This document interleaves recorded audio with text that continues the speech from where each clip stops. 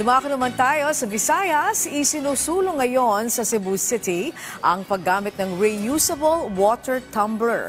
Ito'y para mabawasan na ang paggamit ng single-use plastics na kabilang sa mga dahilan ng polusyon sa lungsod. Si Jessie Atienza ng PTV Cebu sa sentro ng balita.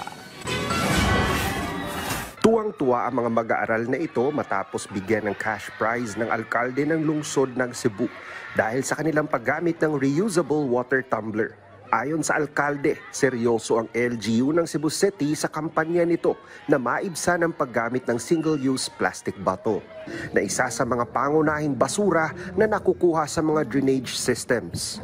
If you're going to have that one small bottle, which is 10 pesos, the moment somebody drinks it and then it's not actually consumed, you just throw that away, aside from throwing the plastic. Now, in this way, people will understand and I think they will help the city government. Maging ang mga kawani ng Cebu City Hall, reusable tumbler na din ang ginagamit. Ayon kay Roxanne, pati ang kanyang pamilya ay gumagamit na rin ng tumbler. Kausar ko ka mo bayan mi og tumbler niya og magsikag palit og kanang plastic bottle para makainom og tubig, so kon gid siya kanang digi ka ka-save. All my siblings, even my parents kay naagid may tagsa-tagsang kanang tumbler.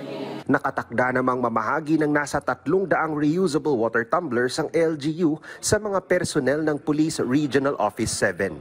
Bibigyan din ng mga kawani ng City Hall at maging ang mga miyembro ng Cebu Media. Plastic is something not good to all of us. Katag na itong problema. So, why not magamit ang tumbler nga inom na ito kung kuwangan, puna na ito. Dagdag ni Archival na pagkasunduan na ng Cebu City LGU at ng Metro Cebu Water District na maglagay ng drinking fountain sa iba't ibang lugar sa lungsod upang mas mahikayat ang mga mamamayan na gumamit ng reusable water tumbler. Pagtitiyak ng MCWD, ligtas inumin ang tubig nila kahit ang mga nagmumula ng direkta sa mga gripo. Basig not a lot of people are aware, we have our own water laboratory, water quality laboratory, ang MCWD, and ISO certified na sad mi ana na everyday kay ga monitor jud mi sa quality sa among water. There are hundreds of sampling points all over our service areas nga ang ato ang mga water laboratory analysts gakuha gina silang sample. Mula sa PTV Cebu, Jessie Atienza para sa Pambansang TV sa Bagong Pilipinas.